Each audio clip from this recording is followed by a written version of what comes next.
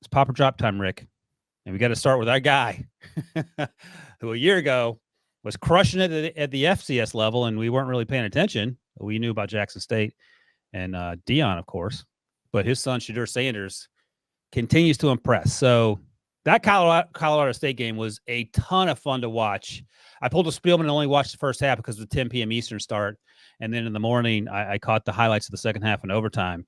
And this was the first time it felt like that Colorado had been tested. And that's a weird thing to say when you face TCU and you face Nebraska, and then you go up against Colorado State, which isn't a Power 5 school.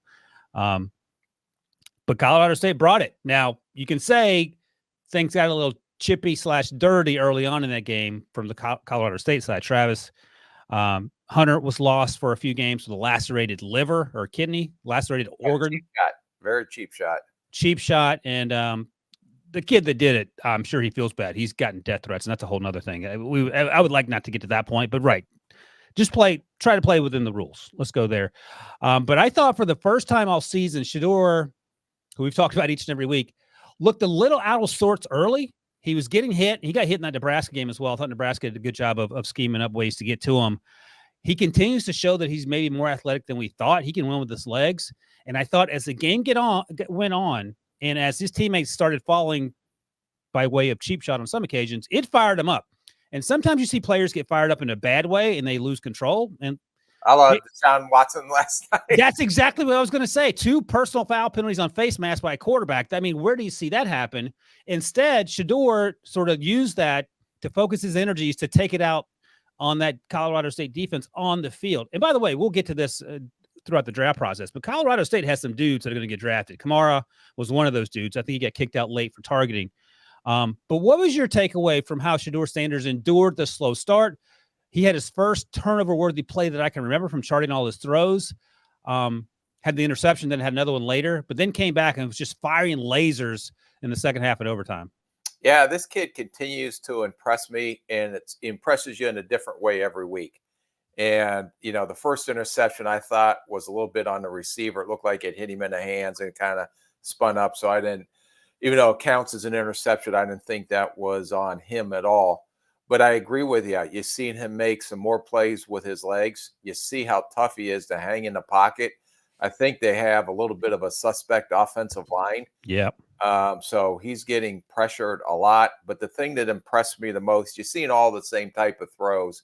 And Colorado State kind of played this cover 2 or this deep scheme. So there were a lot of open areas and open windows to throw to. But this time, unlike the other games, when the game was on the line in overtime, this kid came through. So every time, even though it's a different pressure situation, whether it's the opener and TCU and his dad, Prime getting everything all hyped up, to the Nebraska game that was different pressure, to this game that probably they were heavily favored, I believe. And this goes into double overtime or how many overtimes. But when the game was on the line, this kid came through and made the plays that he needed to make to get them to score late in the game and win the game. So this kid, to me, basically has all the it factor to him. So he is solidly my QB3 right now. And here's a question I'm going to put to you. I watched Drake May over the weekend. I don't know if you had opportunity to. We're not talking about him today, but we'll certainly be talking about him in the weeks and months to come. Is he going to push Drake May for QB2? Because Drake May played okay. He didn't play great. The numbers look good, but on the field, I had some questions about some of the decision-making. Yeah, I didn't see him this week's game, but I thought he was very the previous game that we broke down. I know it was in the rain. App State. But the overtime game. Yeah, some throws that skipped that should have been completions. And again, it looked like it was really wet conditions and rain conditions. So, but that game kind of stuck out as maybe a game that he'd probably want to try to come back, or a game that he would want back from the way that performance was to go to OT with App State. But this kid here, I mean, it's amazing.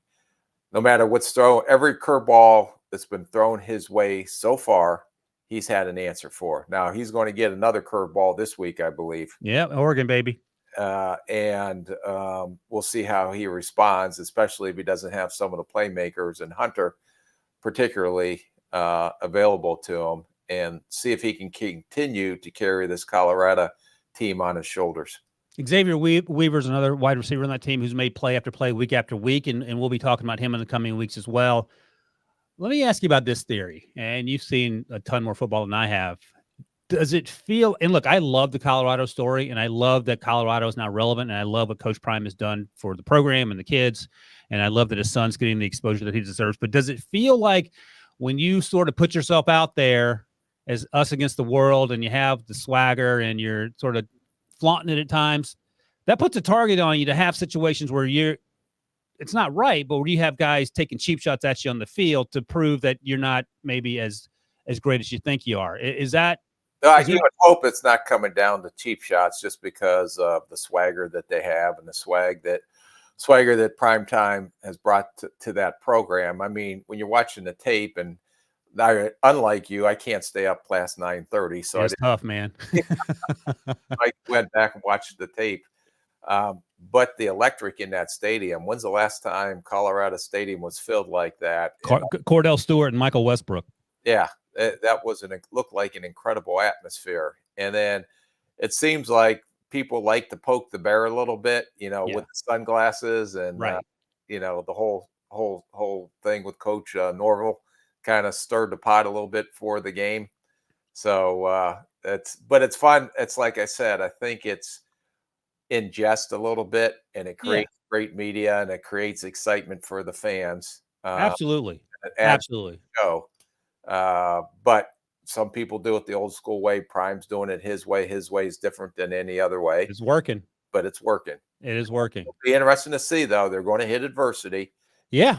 When the adversity does hit, how do they respond after that? And they had adversity in the first 30 minutes, and they righted the ship. I thought that Colorado State quarterback, it was his first start, and he wasn't afraid either. So I think it was a good test. Obviously not the athletes that they'll see from Oregon, but they could have folded, and they didn't. And I think there's something to say for that. That was Colorado State Super Bowl.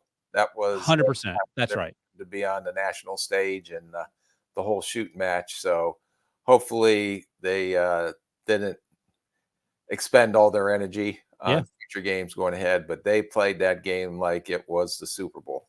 So I have to mention this. It was 28-20 with 2:06 to go in the fourth quarter. Colorado got the ball back on their own 2-yard line, and Shedeur led a 98-yard drive to get to within 2, and then went for 2, got that.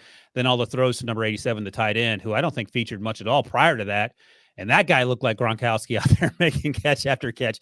It is crazy. But to your point, some guys shrink in big moments. It feels like Shedeur, the moment is never too big for him, and he remains calm. Now, look, he got fired up when his teammate and buddy got hurt. I get that. But he focused that energy, like I mentioned earlier. So, again, quarterback 3 for you, he has to remain there. You're not changing that unless you're moving him up 1. No, he's still 3. And you'll be happy to hear I can't come up with a comp for Shedeur. Does one pop into your head just watching him play this season? No, to be honest with you, because it's a tough one. It's a tough one. He's a tough one to figure out right now. All right, we'll think about that. But I think the easy part of this next question is Pop. Man, he's fun. So the sort of talking points is that he's going to return to school. How do you feel about that, knowing as much as I do about his relationship with, he has a close relationship with his dad, but do you think he comes back? Yeah, if he does come back, great for him, because I don't know what the 2025 class looks like. To me, that's true. This is a very good draft class of quarterbacks. I think there's a lot of good quarterbacks in this draft coming out.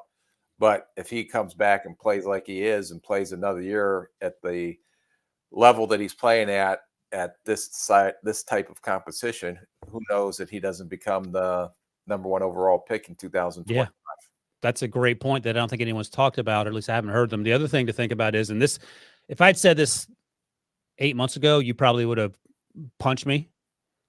But they could be legit battling for a national title a year from now. Yeah, and like I said, his buddy Hunter there is not draft eligible, so maybe he comes back and they team up for one more go. That's fun to think about too. Also, it'd be nice to have a head start on next year's quarterback class should Shedeur decide to return, so that'll save us a little homework.